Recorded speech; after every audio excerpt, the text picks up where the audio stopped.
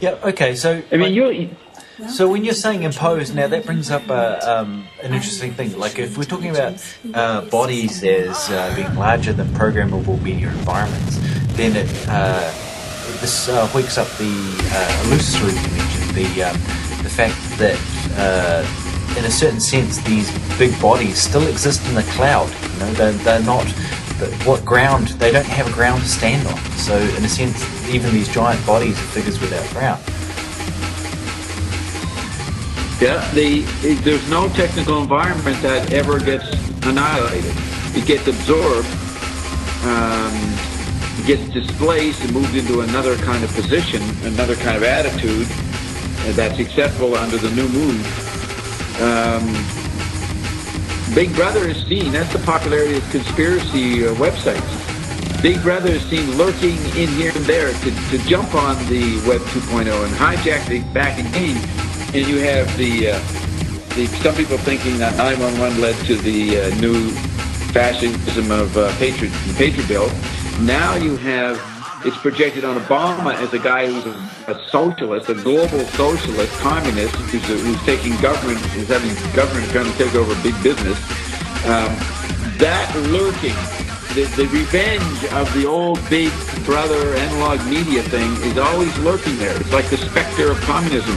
There's a specter of the monster magnet of analogical media when they were bigger than human bodies. That's lurking there. The cloud.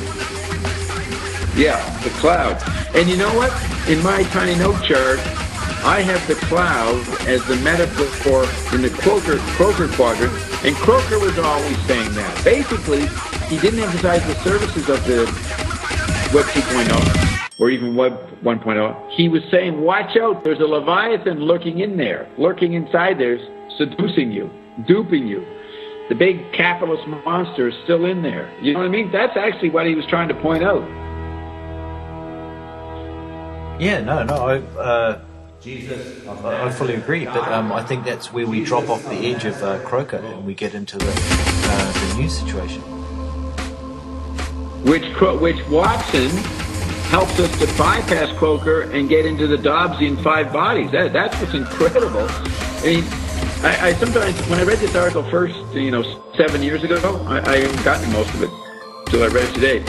When I read it 7 years ago, I thought, Watson was picking up on an important point, which is the shrinking of the magic body and the wild body, the ground of the wild body coming forward.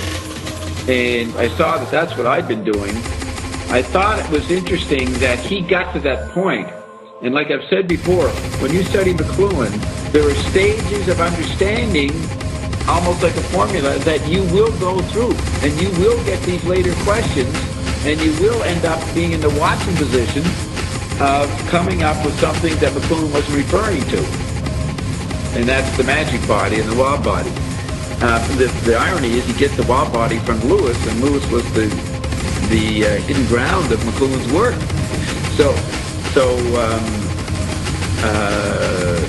Watson had to go to the original guy, Lewis, to find the concept of the magic body, so he could make a position contrary to McLuhan. Yes. But McLuhan got it from Lewis too. So that makes Lewis pretty important, that you get both aspects out of Lewis. So what here's what I was saying that I got 7 years ago. Wow, if you think about McLuhan long enough, you will have to come to the five-bodied or magic body point. You will get to that.